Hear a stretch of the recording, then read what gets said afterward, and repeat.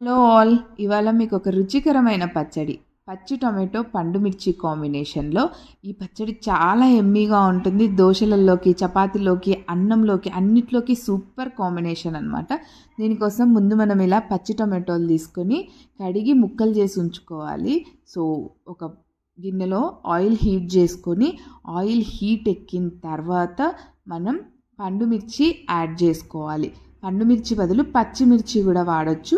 నేను ఇవాళ పండు మిర్చినే వాడుతున్నాను. పండు మిర్చి వేసిన తర్వాత టమాటో ముక్కలు కూడా వేసేసుకొని అన్నీ ఒకసారి బాగా కలిపి మూత పెట్టేసి ఒక 5 నిమిషాలు కుక్ అవ్వనివ్వాలన్నమాట. 5 నిమిషాలు కుక్ అయిన తర్వాత కొంచెం చింతపండు యాడ్ చేసి మళ్ళీ ఒకసారి కలుపుకొని అన్నీ మూత ఉంచి 10 నిమిషాలు కుక్ చేసుకోవాలి.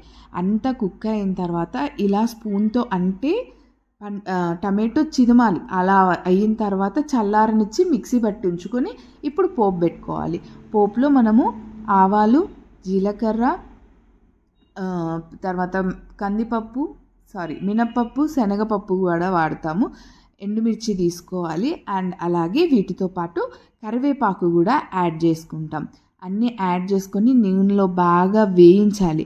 నూనెలో బాగా వేయించిన ఈ పోపుని తీసుకెళ్ళి మనం మిక్సీ పట్టి పెట్టుకున్న మిశ్రమంలో కలిపేసుకొని అంతా ఒకసారి కలిపేసుకుంటే ఎమ్మి చట్నీ రెడీ అయిపోతుంది. సూపర్ టేస్ట్ ఉంటుంది. ట్రై చేయండి.